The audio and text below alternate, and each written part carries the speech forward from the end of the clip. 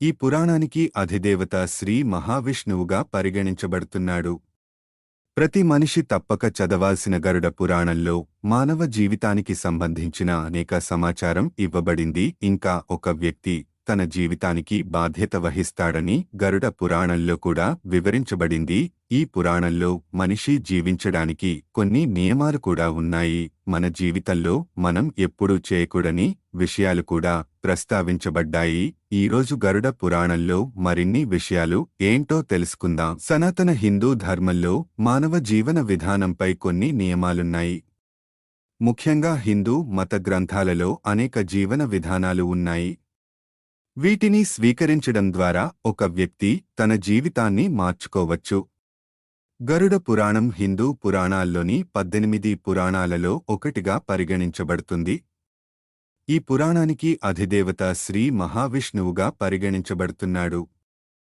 ప్రతి మనిషి తప్పక చదవాల్సిన గరుడ పురాణంలో మానవ జీవితానికి సంబంధించిన అనేక సమాచారం ఇవ్వబడింది. ఇంకా ఒక వ్యక్తి తన జీవితానికి బాధ్యత వహిస్తాడని గరుడ పురాణంలో కూడా వివరించబడింది. ఈ పురాణంలో మనిషి జీవించడానికి కొన్ని నియమాలు కూడా ఉన్నాయి. మన జీవితంలో మనం ఎప్పుడూ చేయకూడని విషయాలు కూడా ప్రస్తావించబడ్డాయి. ఈరోజు గరుడ పురాణంలో మరిన్ని విషయాలు ఏంటో తెలుసుకుందాం. గరుడ పురాణం ప్రకారం ఏమి చేయకూడదంటే శ్మశాన వాటిక పొగకు దూరంగా ఉండండి.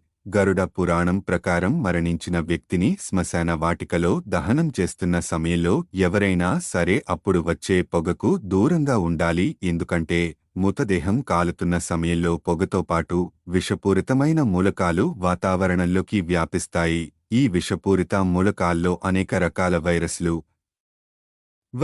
ఉంటాయి. ఇవి సమీపంలో ఉన్న వ్యక్తులు ఊపిరి పీల్చుకున్నప్పుడు శరీరంలోకి ప్రవేశిస్తాయి. తెల్లవారుజాము అయినా నిద్రపోవడం.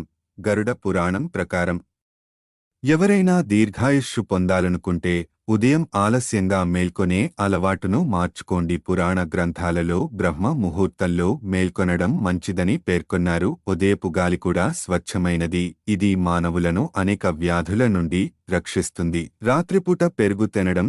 గరుడ పురాణం ప్రకారం రాత్రిపూట పెరుగు లేదా పెరుగుతో చేసిన వస్తువులను ఎప్పుడూ తినకూడదు. రాత్రిపూట పెరుగు తినడం వల్ల అనేక వ్యాధులు వస్తాయి. ఇది మనిషి జీవితకాలంపై గొప్ప ప్రభావం చూపుతుంది. అంతేకాదు రాత్రి మిగిలిపోయిన మాంసాహారాన్ని తినకూడదు. నిద్రించడానికి సరైన మార్గం దక్షిణం లేదా పడమర దిశ వంటి తప్పు దిశలో తలపెట్టి నిద్రించడం వలన ఆయుష్షును తగ్గిస్తుందని గరుడ పురాణంలో చెప్పబడింది. అంతేకాదు గదిలోకి ప్రవేశించే సమయంలో ఆ గదిలో కొద్దిగానైనా కాంతి ఉండాలి. అయితే మంచం మీద పడుకున్న తర్వాత గది చీకటిగా ఉండాలి. విరిగిన మంచంపై పడుకోవడం కూడా నిషేధించబడింది అన్న విషయం గుర్తుంచుకోండి.